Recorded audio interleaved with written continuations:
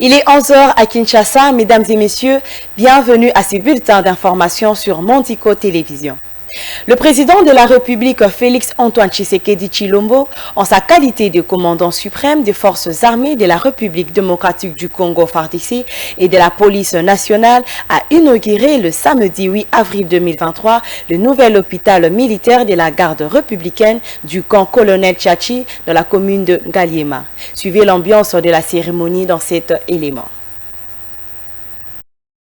Ce centre hospitalier qui relève d'office du domaine des forces armées de la République démocratique du Congo FARDC et de la police nationale congolaise PNC a été construit par la société Safrimex sur financement du BSECO. Ce complexe clinique est doté des équipements modernes pour ses différents services dont l'hémodialyse, le bloc opératoire, l'imagerie médicale, des chambres d'hospitalisation confortables, un laboratoire d'analyse biomédicale, une maternité et un vaste auditorium. Le président de la République démocratique du Congo, Félix Tshisekedi Tshilombo, est descendu sur place pour l'inauguration en compagnie de plusieurs autorités du gouvernement et des autres institutions, dont plus particulièrement le président du Sénat, Modeste Batilukebo, le premier ministre Jean-Michel Sama-Lukonde, le vice-premier ministre de la Défense nationale et ancien combattant Jean-Pierre Bemba Ngombo et le vice-premier ministre de l'Intérieur, Maître Peter Kazadi. Sans tarder, le chef de l'État a fait le tour des installations, service par service, pour se rendre compte directement par cette visite de plusieurs avantages dont vont bénéficier les patients militaires et civils. Après la coupure du ruban symbolique, 4 prises de parole ont été ponctuées,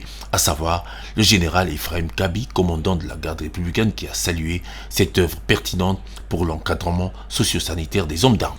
Depuis Belle Lurette, les militaires de la garde républicaine et leurs dépendants étaient soignés dans des conditions précaires, hospitalisés à la promiscuité, sous des tentes, et d'autres nous ont quittés de façon hâtive. Chose promise, chose réalisée aujourd'hui à la grande satisfaction de tous les militaires et leurs dépendants et de toute la population. Il sera suivi du directeur général du BSECO, Jean Mabi, du docteur Mbouyou, médecin directeur de cet hôpital, et du ministre de la Santé publique, Hygiène et Prévention, le docteur Roger Kamba, qui ont tous remercié le chef de l'État pour cette œuvre sociale qui contribue à l'amélioration de la santé des militaires en particulier et de la population en général. Car cet hôpital hyper moderne est destiné particulièrement à prodiguer des soins de santé aux éléments de la garde républicaine et leurs dépendants. Il accueillera également les populations riveraines qui souhaiteraient s'y faire soigner. Le chef de l'État Félix Tshisekedi Tshilombo a visité le week-end tous les sites prévus pour servir des cadres au 9e jeu de la francophonie prévu en juillet et août 2023. Les travaux sont rassurants sur chaque chantier inspecté. Suivez les comptes rendus de ces tours du président de la République. Sur la route pour le 9e jeu de la francophonie de Kinshasa qui débute en juillet prochain, les écueils tombent petit à petit. Et le constat était fait ce samedi 8 avril 2023 par le chef de l'État, Félix Antoine Tshisekedi Tshilombo, en visite d'inspection sur les sites devant abriter ces jeux de promotion des talents de la jeunesse de pays francophones.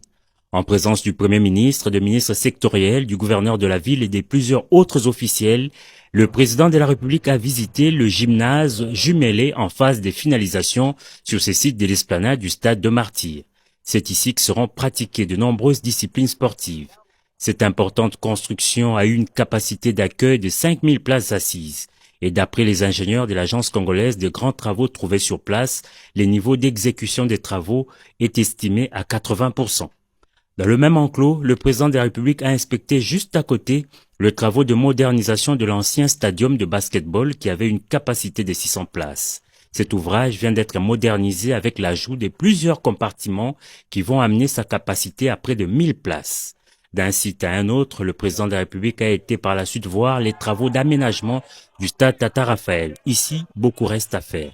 L'occasion était donnée à Félix Tshisekedi d'exhorter les différents prestataires à plus d'abnégation et de célérité dans l'exécution des travaux. Et c'est sur ces entrefaites que le cortège présidentiel a pris la direction du site de l'université de Kinshasa, point de chute de son itinérance. Le premier citoyen du pays et sa suite a eu du mal à se frayer un chemin au niveau de la route Elengessa. La ferveur et les ovations frénétiques de la population étaient surprenantes.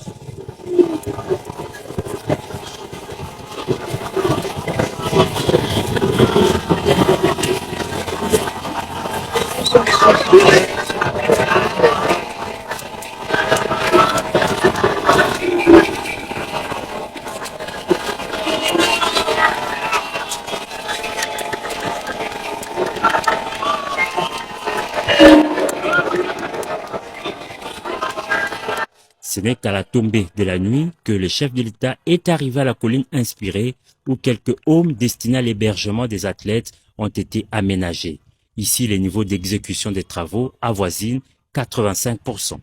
Au total, 1950 chambres sont déjà disponibles, prêtes à accueillir les premiers occupants sur un total de 4000 athlètes attendus dans cet espace universitaire. Et c'est dans une ambiance conviviale sur fond d'une communion parfaite avec la communauté estudiantine que le président de la République a quitté les lieux sous les vivas d'un public visiblement enthousiasmé. Quel est l'objet réel de la dispute entre Martin Fayoulou et Adolphe Mouzito dans la plateforme Lamouka? Tentative de réponse dans cette observation. Suivez. La CENI informe que la plateforme Lamouka n'est pas reprise comme regroupement politique sur la liste transmise à la centrale électorale par le ministère de l'Intérieur. Au-delà des tirs échangés par voie de presse par les cadres et membres des partis SID et Nouvel Élan en sérieux désaccord, on s'interroge quant à savoir si Martin Fayoulou est-il prêt à renoncer à cette marque politique pour mettre en avant son parti SID. Quand-il se pencher aussi sur une nouvelle trouvaille, comme tenté en 2022 avec le fameux bloc patriotique? Ressuscitera-t-il la dynamique de l'opposition en certes de Lamouka? À cela, de savoir si de son côté Adolphe Mouzito s'accrochera-t-il lui sur ce Lamouka ou finalement il fera comme Moïse Katumbi qui ne s'est pas attardé sur le vocable Lamouka. Pendant que Lamouka se déchire entre Adolphe Mouzito et Martin Fayoulou qui se disputent la gestion de la structure, il apparaît que la division est officielle avec l'entrée en jeu d'un nouvel élément, le professeur Mathieu Kalele Kabila, comme coordonnateur en lieu et place comme attendu d'Adolphe Mouzito, qui accuse Fayoulou de violer les textes de la plateforme. À ce stade, il est clair que chacun ne reconnaît plus à l'autre l'appartenance à cette désormais plateforme électorale qui semble, entre-temps,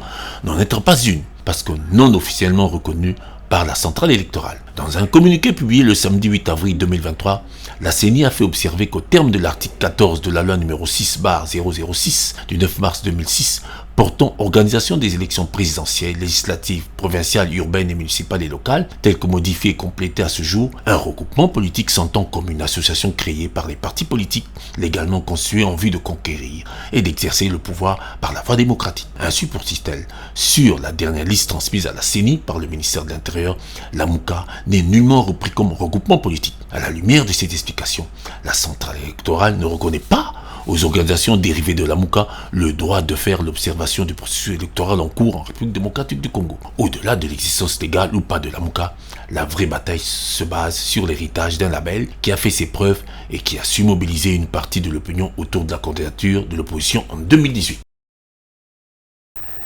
C'est la fin de ces bulletins, mesdames et messieurs. Merci de l'avoir suivi et bonne suite de programme sur Mondico Télévision.